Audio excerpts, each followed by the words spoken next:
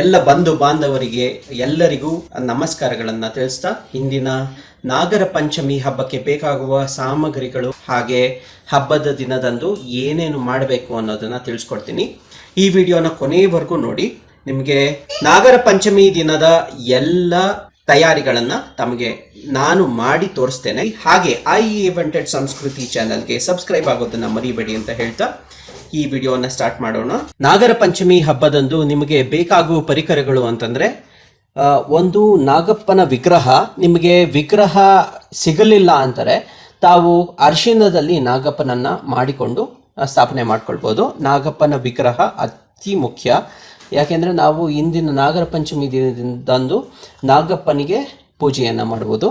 ನಾಗಪ್ಪನ ವಿಗ್ರಹ, ಅದನ್ನು ಇಡೋದಕ್ಕೆ ಒಂದು ಬೆಳ್ಳಿಯ ತಟ್ಟೆ, ಹಾಗೆ ತಾವು ದೇವರಿಗೆ ನಾಗಪ್ಪನಿಗೆ ಹಾಲು ಹಾಗೂ ತುಪ್ಪವನ್ನು ಹಾಕಬೇಕು. ಆದ್ದರಿಂದ ಒಂದು ಬಟ್ಲಲ್ಲಿ ಹಸಿ ಹಾಲು ಹಾಗೂ ತುಪ್ಪವನ್ನು ಅಣಿ ಮಾಡ್ಕೊಳ್ಳಿ, ತಯಾರಿಯಾಗಿ ಇಟ್ಕೊಳ್ಳಿ. ಹಾಗೆ ಹುತ್ತದ ಮಣ್ಣು ಅತಿ ಮುಖ್ಯ ಹಾಗೂ ಅತ್ಯವಶ್ಯಕ. ತಾವು ಹುತ್ತದ ಮಣ್ಣನ್ನು ಅಣಿಯಾಗಿಟ್ಕೊಳ್ಳಿ. ತಮಗೆ ಯಾವ ಹುತ್ತದಲ್ಲಿ ಒಂಚೂರು ಮಣ್ಣನ್ನು ತಂದು ಅದನ್ನ ರೆಡಿ ಇಟ್ಕೊಳ್ಳಿ. ಅದಾದ ನಂತರ ತಮಗೆ ಹಸಿ ಹಾಲು ಬೇಕಾಗುತ್ತೆ. ಏನಕ್ಕೆ ಅಂತ ಹೇಳ್ತೀನಿ. ಯಾಕೆಂದರೆ ಹಸಿ ಹಾಲಿನಲ್ಲಿ ನಾವು ಅಕ್ಕಿ ಹಿಟ್ಟು ಹಾಗೂ ಹಸಿ ಹಾಲನ್ನು ಸೇರಿಸಿ ನಾವು ತಟ್ಟೆ ಬಟ್ಲು, ನಾವು ಮೊದಲು ತೊಟ್ಟಲನ್ನು ಮಾಡ್ತೇವೆ, ಅದರಲ್ಲಿ ಮಗುವನ್ನು ಮಲಗಿಸ್ತೇವೆ, ಹಾಗೆ ಬಟ್ಟಲನ್ನು ಮಾಡ್ತೇವೆ, ಹಾಗೆ ಅದರಲ್ಲಿ ಒಂದು ಸೌಟನ್ನು ಇಡ್ತೇವೆ. ಅದನ್ನು ನಾವು ಯಾವುದ್ರಲ್ಲಿ ಮಾಡ್ಕೋತೀವಿ ಅಂತಂದರೆ ನಾವು ಅಕ್ಕಿ ಹಿಟ್ಟಿನಲ್ಲಿ ಮಾಡ್ಕೊಳ್ತೇವೆ. ಅದನ್ನು ಹಸಿ ಹಾಲಿನಲ್ಲಿ ಕಲಿಸಬೇಕು. ಆದ್ದರಿಂದ ತಾವು ಅಕ್ಕಿ ಹಿಟ್ಟು ಹಸಿ ಹಾಲನ್ನು ಇಟ್ಕೊಳ್ಬೇಕು. ಆದ ನಂತರ ದೇವರಿಗೆ ನಾಗಪ್ಪನಿಗೆ ನಾವು ಈ ರೀತಿ ಮಿಶ್ರಣವನ್ನು ಮಾಡ್ಕೋಬೇಕಾಗತ್ತೆ. ಅಕ್ಕಿ ಹಿಟ್ಟು, ಕಡಲೆಕಾಳು ಹಾಗೂ ಅರಳು, ಈ ರೀತಿಯಲ್ಲಿ ನಾವು ಮಿಶ್ರಣವನ್ನು ಮಾಡಿಟ್ಕೊಳ್ಬೇಕು.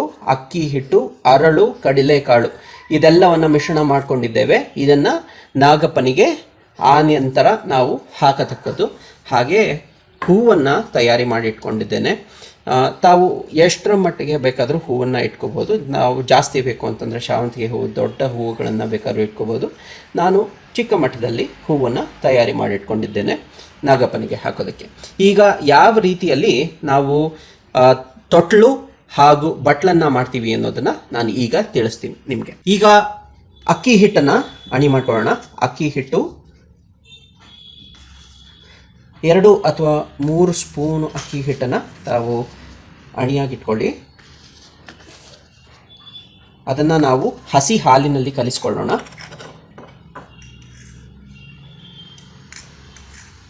ಅದನ್ನು ಹಿಟ್ಟು ಯಾವ ರೀತಿ ಇರಬೇಕು ಅಷ್ಟರ ಮಟ್ಟಿಗೆ ಕಲಿಸ್ಕೊಳ್ಳಿ. ತುಂಬ ನೀರಾಯಿತು ಅಂತಂದರೆ ಹಿಟ್ಟು ಗಟ್ಟಿಯಾಗಿ ತಟ್ಟೆ ಬಟ್ಲು, ತೊಟ್ಟಿಲು ಹಾಗೂ ಬಟ್ಲು ಮಾಡೋದಕ್ಕೆ ಕಷ್ಟ ಆಗುತ್ತೆ. ನೋಡಿ, ಈ ಹಿಟ್ಟಿನ ರೀತಿಯಲ್ಲಿ ಕಲಿಸ್ಕೊಳ್ಳೋದು. ಈ ಹದನ ಸರಿ ಮಾಡ್ಕೊಂಡ ಮೇಲೆ ನಾವು ತೊಟ್ಲು ಬಟ್ಲು 4 ತೊಟ್ಲು 4 ಬಟ್ಲು ಮಾಡುವುದು. ಈಗ ಕಲಿಸ್ಕೊಂಡಾಗಿದೆ. ಇನ್ನೊಂಚೂರು ನಾನು ಹಾಲನ್ನು ಹಾಕೋತೇನೆ. ಸ್ವಲ್ಪ ಕಲಿಸ್ಕೊಳ್ಳೋದು. ಚಿಕ್ಕ ಚಿಕ್ಕದಾಗಿ ತಾವು ಬಟ್ಲು ಹಾಗೂ ತೊಟ್ಲನ್ನು ಮಾಡಿಕೊಂಡ್ರೆ ಸಾಕಾಗತ್ತೆ. ನಾನು ಈಗ ತೊಟ್ಲನ್ನು ಹೇಗೆ ಮಾಡ್ಕೊಳ್ಳೋದು ಅಂತ ತೋರಿಸ್ತೀನಿ. ಒಂದು ಚಿಕ್ಕ ಹಿಟ್ಟನ್ನು ತೊಗೊಂಡಿದ್ದೀನಿ. ಇದನ್ನು ಹಿಂಗೆ ಒತ್ಕೊಳ್ಳಿ. ಹಾಗೆ ಅದನ್ನು ಒಂದು ಮಗು ಮಲ್ಕೊಳ್ಳೋ ಹಾಗೆ ಮಾಡೋದು. ಒಂಚೂರು ಈ ರೀತಿಯಲ್ಲಿ ಮಲ್ಕೊಳ್ಳೋ ರೀತಿಯಲ್ಲಿ, ಮಗು ಮಲ್ಕೊಳ್ಳೋ ರೀತಿಯಲ್ಲಿ ಮಾಡೋದು. ಹಾಗೆ ಇದರ ಒಳಗಡೆ ಒಂದು ಮಗುವನ್ನ ಮಲಗಿಸ್ಬೇಕು ಅಂತ ಹೇಳ್ತಾರೆ. ಆದ್ದರಿಂದ ನಾನು ಈ ರೀತಿ ಒಂದು ಕಟಿಯನ್ನು ಮಾಡಿಕೊಂಡು ಅದನ್ನು ಮಗು ಅಂತ ಮಲಗಿಸ್ತೇನೆ. ಇದೇ ರೀತಿಯಲ್ಲಿ ತಾವು ತೊಟ್ಟಲನ್ನು ಮಾಡ್ಕೋಬೇಕು. 4 ತೊಟ್ಟಲನ್ನು ಮಾಡ್ಕೋಬೇಕು. ಹಾಗೆ ಈಗ ಬಟ್ಲನ್ನು ಮಾಡ್ಕೊಳ್ತೀನಿ. ಬಟ್ಲನ್ನು ಮಾಡಿಕೊಂಡು ಒಂಚೂರು ಇಡೋದಕ್ಕೆ ಅಣಿಯಾಗೋಷ್ಟು ಬಟ್ಲನ್ನು ಮಾಡ್ಕೊಳ್ಬೇಕು. ಈ ರೀತಿ ನಾನು ಬಟ್ಲನ್ನು ಮಾಡ್ಕೊಂಡಿದ್ದೀನಿ. ತಾವು ಯಾವ ರೀತಿ ಬೇಕಾದ್ರೂ ಮಾಡ್ಕೋಬೋದು. ಅದು ತಮಗೆ ಬಟ್ಲು ಹಾಗೆ ಕಾಣಿಸ್ಬೇಕು ಅಷ್ಟೇ. ಅದರಲ್ಲಿ ಸೌಟನ್ನು ಇಡಬೇಕು ಅಂತಾರೆ. ಆದ್ದರಿಂದ ಅದಕ್ಕೆ ಮತ್ತೆ ಉದ್ದ ಮಾಡಿ ಇದು ಸ್ವಲ್ಪ ಗಟ್ಟಿ ಮಾಡ್ಕೊಳ್ತು ಅಂತಂದರೆ ತಾವು ಆರಾಮಾಗಿ ಮಾಡ್ಬೋದು. ಸ್ವಲ್ಪ ಇದು ಮೃದುವಾಗಿತ್ತು ಅಂತಂದರೆ ಆರಾಮಾಗಿ ಮಾಡ್ಬೋದು. ನಾನು ಈಗ ಸೌಟಿನ ಆಕಾರದಲ್ಲಿ ಹಿಟ್ಟನ್ನು ಮಾಡ್ಕೊಂಡಿದ್ದೇನೆ. ಈ ಸೌಟನ್ನು ಇದರೊಳಗಡೆ ಇಡ್ತೀನಿ. ಇದೇ ರೀತಿಯಲ್ಲಿ ನಾನು ಇನ್ನೊಮ್ಮೆ ನಿಮಗೆ ತೋರಿಸ್ತೀನಿ.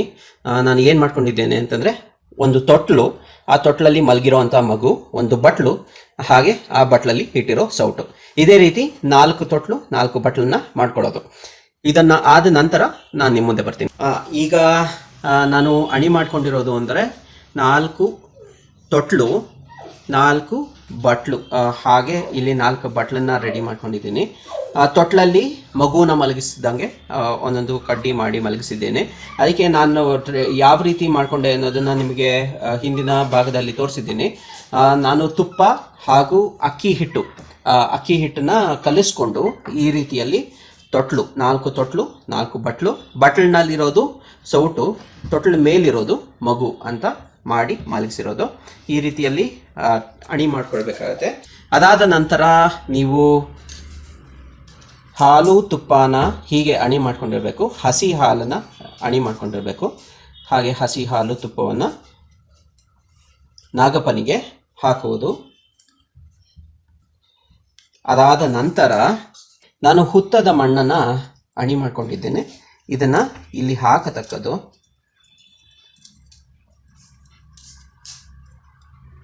ಇದನ್ನು ಎಲ್ಲರೂ, ಮನೆಯಲ್ಲಿರುವ ಎಲ್ಲರೂ ದೇವರ ಹೆಸರು ಹೇಳ್ಕೊಂಡು, ನಾಗಪ್ಪನ ಹೆಸರನ್ನು ಹೇಳ್ಕೊಂಡು, ತಾವು 2 ಕಣ್ಣು 2 ಕೈ ಹಾಗೂ 2 ಕಾಲುಗಳಿಗೆ, ಅಂದರೆ ಪಾದದ ಮೇಲ್ಗಡೆ ಇದನ್ನು ಇಟ್ಕೊಳ್ತಕ್ಕದ್ದು, ಈ ಹುತ್ತದ ಮಣ್ಣನ್ನು.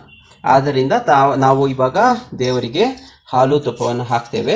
ಆ ಹಾಲು ತುಪ್ಪದಲ್ಲಿ ಅದು ಮಿಂದ ನಂತರ ಅದನ್ನು ಕಣ್ಣಿಗೆ ಹಾಗೂ ಕೈಗೆ ಹಾಗೂ ಕಾಲಿಗೆ ಎಲ್ಲದಕ್ಕೂ ಇಟ್ಕೊಳ್ತಕ್ಕದ್ದು. ತಟ್ಟೆ ಬಟ್ಲು ಹಾಗೂ ತೊಟ್ಲು ಮಾಡ್ಕೊಂಡಿದ್ದೇವಲ್ಲ, ನಾವು ಎಲ್ಲದರ ಮೇಲೆ ಹಾಲು ತುಪ್ಪವನ್ನು ಹಾಕತಕ್ಕದ್ದು.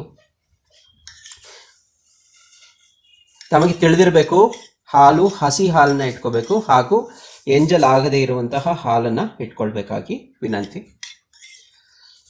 ಈ ರೀತಿ ದೇವರಿಗೆ, ನಾಗಪ್ಪನಿಗೆ ಹಾಲು ಹಾಗೂ ತುಪ್ಪವನ್ನು ಹಾಕಿ, ಅದಾದ ನಂತರ ನಾನು ಆಗಲೇ ತಿಳಿಸಿದ ಹಾಗೆ ನಾವು ಅಕ್ಕಿ ಹಿಟ್ಟು, ಕಡಲೆಕಾಳು ಹಾಗೂ ಅರಳು ಇದೆಲ್ಲವನ್ನು ಮಿಶ್ರಣ ಮಾಡಿಟ್ಕೊಂಡಿದ್ದೇವೆ. ಇದನ್ನು ಕೂಡ ನಾಗಪ್ಪನಿಗೆ ಹಾಕತಕ್ಕದ್ದು. ಇದನ್ನು 3 ಬಾರಿ ಹಾಕುವುದು. ಅದಾದ ನಂತರ ಅರಿಶಿನ ಕುಂಕುಮ ಹರಿದ್ರಾ ಚೂರ್ಣಗಳಿಂದ ನಾಗಪ್ಪನಿಗೆ ಪೂಜೆಯನ್ನು ಮಾಡುವುದು.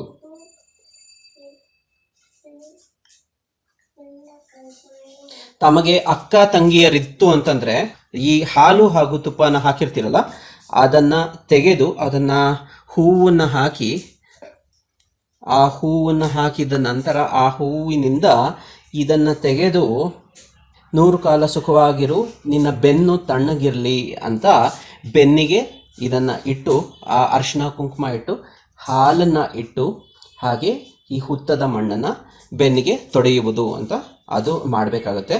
ಬೆನ್ನು ತೊಡೆಯೋದು ಹೇಗೆ ಅನ್ನೋದು ಮುಂದಿನ ವಿಡಿಯೋದಲ್ಲಿ ತಿಳಿಸ್ಕೊಡ್ತೇನೆ.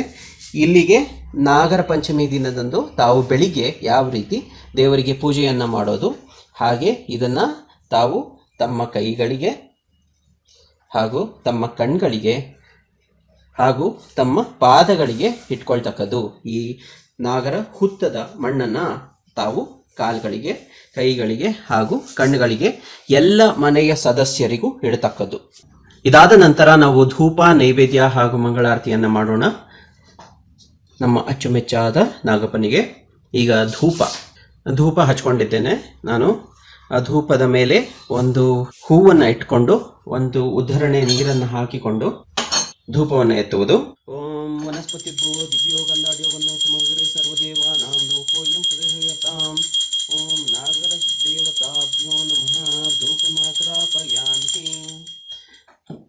ಅಥ ನೈವೇದ್ಯಕ್ಕೆ ತಾವು ಹಸಿ ಹಾಲನ್ನು ಬೇಕಾದರೂ ಇಟ್ಕೋಬೋದು, ಇಲ್ಲ ಅಂತಂದರೆ ಕದಳಿ ಫಲ ಅಂದರೆ ಬಾಳೆಹಣ್ಣನ್ನು ಬೇಕಾದರೂ ಇಟ್ಕೋಬೋದು. ನಾನು ಅಮೃತ ಫಲ ಇಟ್ಕೊಂಡಿದ್ದೇನೆ. ಅಮೃತ ಫಲ ಅಂದರೆ ಸೇಬನ್ನು ಇಟ್ಕೊಂಡಿದ್ದೇನೆ. ಈಗ ಅಮೃತ ಫಲ ನೈವೇದ್ಯ ಮಾಡೋಣ. ನೈವೇದ್ಯಂ ಹೂವನ್ನು ತೆಗೆದುಕೊಳ್ಳುವುದು, ಹಾಗೆ 3 ಉದ್ದರಣೆ ನೀರನ್ನು ತಮ್ಮ ಕೈಯಲ್ಲಿ ಹಾಕೊಳ್ಳೋದು. ತಾವು ಏನನ್ನು ನೈವೇದ್ಯಕ್ಕೆ ಇಟ್ಕೊಳ್ತೀರೋ ಅದರ ಕೆಳಗಡೆ ವೀಳ್ಯದೆಲೆ ಹಾಗೂ ಅಡಿಕೆ ಹಾಗೂ ಒಂದು ದಕ್ಷಿಣೆಯನ್ನು ಇಟ್ಕೊಳ್ತಕ್ಕದ್ದು. ಹೀಗೆ ನೀರನ್ನು ಹಾಕಿಕೊಂಡ ಮೇಲೆ ಅದರ ಮೇಲೆ ಪ್ರೋಕ್ಷಿಸಿ ವಿಶ್ವಾಮಿತ್ರ ಋಷಿ ಸವಿತಾ ದೇವತಾ ಗಾಯತ್ರಿ ಚಂದಂ ಭೂರ್ಭುವಸ್ವತಃ ಭರ್ಗೋ ದೇವಸಿ ಧೀಮಿಹಿ ಧಿಯೋ ಯೋ ನಃ ಪ್ರಚೋದಯಾತ್ ಸತ್ಯಂತರ್ತೇನ ಪ್ರಶ್ಯಂಚ ಯಾಮಿ ಎಂದು ಹೇಳುತ್ತಾ 3 ಬಾರಿ ತಮ್ಮ ನೈವೇದ್ಯದ ಮೇಲೆ ತಮ್ಮ ನೈವೇದ್ಯದ ಸುತ್ತ 3 ಬಾರಿ ಪ್ರೋಕ್ಷಣೆ ಮಾಡುವುದು, ನೀರನ್ನು ಪ್ರೋಕ್ಷಣೆ ಮಾಡುವುದು, ಆ ನೀರನ್ನು ಸುತ್ತುವುದು. ಈಗ ನೈವೇದ್ಯಂ, ಈಗ ಈ ಹಣ್ಣನ್ನು ಖರ್ಚು ಮಾಡುವುದು. ನೈವೇದ್ಯಂ, ಈ ನೈವೇದ್ಯವನ್ನು ಖರ್ಚು ಮಾಡೋದು ಅಂತಂದರೆ ದೇವರಿಗೆ ಸಮರ್ಪಣೆ ಮಾಡಿದ್ದೇವೆ ಅಂತ. ಈಗ ತಮ್ಮ ಕೈಗಳನ್ನು ದೇವರಿಗೆ ತೋರಿಸುತ್ತಾ ಹೇಳಿಕೊಳ್ಳುವುದು. ಓಂ ಪ್ರಾಣಾಯ ಸ್ವಾಹ, ಓಂ ಪಾನಾಯ ಸ್ವಾಹ, ಓಂ ವ್ಯಾನಾಯ ಸ್ವಾಹ, ಓಂ ಉದಾನಾಯ ಸ್ವಾಹ, ಓಂ ಸಮನಾಯ ಸ್ವಾಹ, ಓಂ ಬ್ರಹ್ಮಣೇ ಸ್ವಾಹ. ಈ ರೀತಿ ದೇವರನ್ನು ನಿವೇದನ ಮಾಡುತ್ತಾ ನೈವೇದ್ಯ ಮಾಡುವುದು. ಈಗ ನೀರಾಜನ ಅಂದರೆ ಕರ್ಪೂರವನ್ನು ಹಚ್ಕೊಳ್ಳೋದು. ಹಲಗಾರತಿಯ ಮೇಲೆ ಕರ್ಪೂರವನ್ನು ಇಟ್ಟುಕೊಳ್ಳಿ ಹಾಗೂ ಕರ್ಪೂರವನ್ನು ಹಚ್ಚಿಕೊಳ್ಳಿ. ಕರ್ಪೂರವನ್ನು ಹಚ್ಚಿಕೊಂಡ ನಂತರ ತಾವು ಹಲಗಾರತಿಯ ಮೇಲೆ ಒಂದು ಹೂವನ್ನು ಇಟ್ಕೊಳ್ಳೋದು, ಹಾಗೆ ಒಂದು ಉದ್ಧರಣೆ ನೀರನ್ನು ಹಲಗಾರತಿಯ ಮೇಲೆ ಹಾಕಿಕೊಳ್ಳುವುದು ಹಾಗೂ ನೀರಾಜನ ಮಾಡುವುದು. ನೀರಾಜನಂ ಸ್ವೀಕರು ದೇವ ನೀಲೋತ್ಪಲ ಶ್ಯಾಮಲವಾದಿಜಾಕ್ಷ ಗೃಹಾಣ ದೇವಾಸುರಮೌಳಿರತಮರೀತಿ ನೀರಾಜನ ಪಾದಪದ್ಮ ಉತ್ತರ ನೀರಾಜನಂ ಸಾಮ್ರಾಜ್ಯಂ ಭೋಜಂ ಸ್ವರಾಜ್ಯಂ ವೈರಾಜ್ಯಂ ಪಾರಮೇಶ್ಯಂ ರಾಜಮಹಾರಾಜಂ ಅಧಿಪತ್ಯ ಸಮುದ್ರ ಪ್ರಿಯಂತಾಯ ಸಾರ್ವಾಯು ಪೃಥ್ವಯಂತಾದಾಪರಾದಾತಿ ಕಳಚುತ್ತರ್ನೀರಾಜನಂ ಸಮರ್ಪಯಾಮಿ ರಕ್ಷಾಂಧಾರಯಾಮಿ. ತಾವು ನೀರಾಜನ ಮಾಡಿದವರು ಮೊದಲು ನೀರಾಜನ ತೆಗೆದುಕೊಳ್ಳೋದು, ಅದಾದ ನಂತರ ಎಲ್ಲರಿಗೂ ನಿವೇದನೆಯನ್ನು ಮಾಡುತ್ತಾ ಎಲ್ಲರಿಗೂ ಮಂಗಳಾರತಿ ಕೊಡುವುದು. ಇಷ್ಟು ಇಂದಿನ ಕಾರ್ಯಕ್ರಮಗಳು. ತಾವು ನಾಗರ ಪಂಚಮಿ ದಿನದಂದು ಏನೇನು ಮಾಡಬೇಕು ಅನ್ನೋದನ್ನು ತೋರಿಸಿದ್ದೇನೆ. ಈಗ ಎಲ್ಲರಿಗೂ ನಾಗರ ಪಂಚಮಿ ಹಬ್ಬದ ಶುಭಾಶಯಗಳನ್ನು ಹೇಳ್ತಾ ವಿಡಿಯೋನ ಮುಗಿಸುವ ಸಮಯ. ಇವೆಂಟೆಡ್ ಸಂಸ್ಕೃತಿ ಚಾನೆಲ್ಗೆ ಸಬ್ಸ್ಕ್ರೈಬ್ ಆಗೋದನ್ನು ಮರಿಬೇಡಿ, ಹಾಗೂ ಎಲ್ಲರೂ ಇದೇ ರೀತಿ ಸಂಸ್ಕೃತಿಯನ್ನು ಮುಂದುವರಿಸ್ಕೊಂಡು ಹೋಗಿ ಅಂತ ಹೇಳ್ತಾ ಅಶೋಕ್ ಕುಮಾರ್ ಮಾಡುವ ನಮಸ್ಕಾರಗಳು. ಎಲ್ಲರಿಗೂ ಧನ್ಯವಾದಗಳು ಈ ವಿಡಿಯೋವನ್ನು ನೋಡಿದ್ದಕ್ಕಾಗಿ.